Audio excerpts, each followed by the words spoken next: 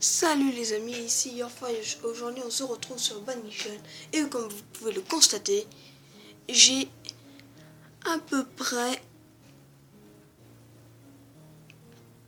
réussi mon souci de caméra. Bon voilà, je l'ai réussi, à part un peu le haut ça coupe, mais ça ce n'est pas grave. Donc aujourd'hui nous allons apprendre à nous servir de Banishon. J'ai déjà joué avant vous, mais bon... je vais vous expliquer un peu comment ça marche. Alors ce jeu est en anglais, il est disponible sur Steam. Il coûte 20 euros. C'est une somme assez conséquente, mais ça vaut le coup. Et surtout que quand on sait que ça a été créé juste par une seule personne, à part la musique. Donc d'accord. Non mais j'ai pas envie de partir. Donc j'ai un niveau très bas en anglais. Et comme vous pouvez le constater, j'y arrive. J'arrive à comprendre. Donc c'est quand même pour dire que c'est possible. Hein. D'accord. Construire une maison. Voilà. Bim. Donc on a besoin de ressources. Donc il va falloir aller couper du bois. Hop là. Donc là, on va mettre une sorte de petite réserve. Un petit endroit où on empile toutes les ressources qu'on allait faire. Ah, désolé pour le doigt. Donc voilà. Donc voilà. Donc là, on va aller mettre des professionnels pour aller construire la maison. On va reconstruire des maisons. Parce que voilà, il n'y a pas qu'une famille qui demande à dormir. Ah, et donc l'avantage de ce jeu, c'est qu'on peut avancer le temps. Tac. C'est tellement marrant de les voir en train de courir dans tous les sens. Oh. Donc j'ai fait une dernière vidéo qui s'appelle une maison dans la montagne dans Minecraft. Alors cette maison, j'avais ce souci de caméra. Maintenant vous pouvez le constater que je ne l'ai plus, à part la bande noire. Mais ça c'est normal, ça c'est l'ordinateur. Ce n'est plus mon écran. Parce que je n'ai pas là encore de caméra, comment expliquer,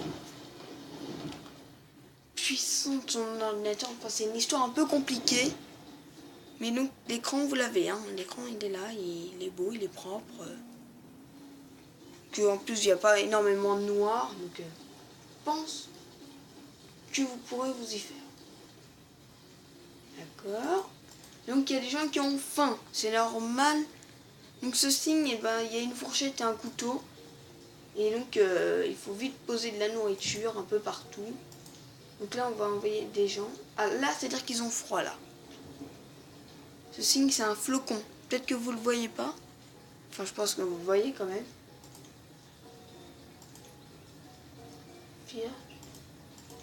Non, je veux plus de pêcheurs. Donc ça, ce sont des gens qui s'ennuient avec ces gens-là, par exemple.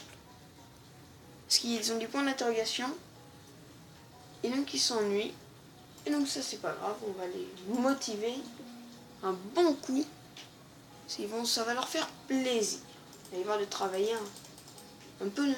C'est pas pareil que dans notre société, vous voyez. Nous, on se bat pour pas travailler. Eux, ils se battent pour travailler. C'est pas pareil. Ah, donc là, il y a des gens qui vont travailler à la pêche. Et donc on va créer une route pour que les gens puissent circuler. Enfin, ils savaient déjà circuler, mais bon. C'est plus accessible, on va dire. Le terme exact. D'accord, donc là... Attendez. Donc, cette petite barre... Ellipse. Cette petite barre exprime le nombre de paysans que vous avez, la température, les objets, les ressources et la santé à peu près de vos paysans. Voilà. Avec de retour au jeu pour cette petite ellipse. Enfin, une petite ellipse. Je vais quand même appeler quelque chose. Bon alors.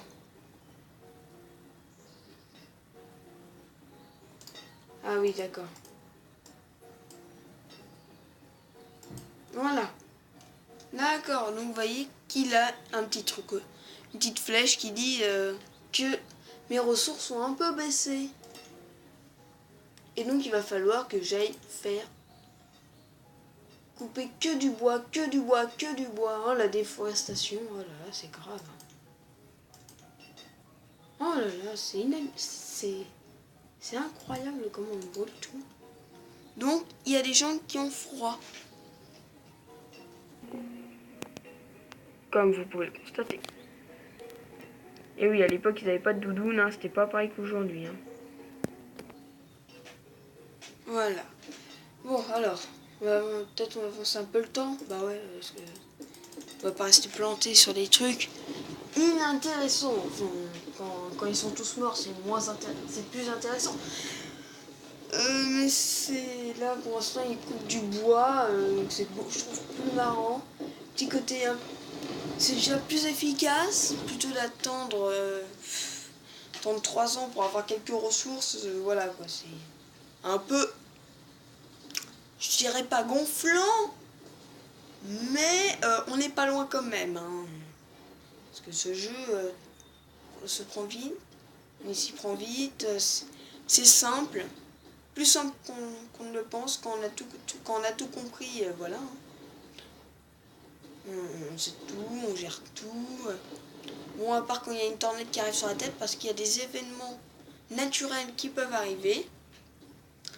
J'ai déjà eu des tornades, ça fait bobo, un très gros bobo,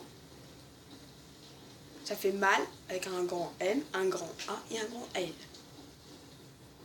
Ça fait très très très mal.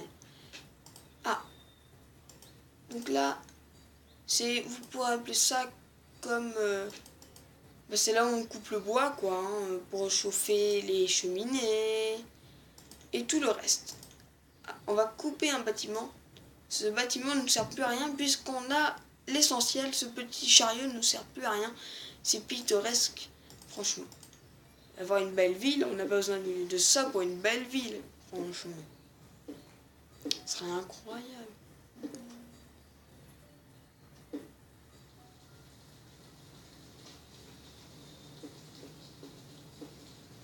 Donc c'est un jeu, on pourrait appeler ça de stratégie en même temps.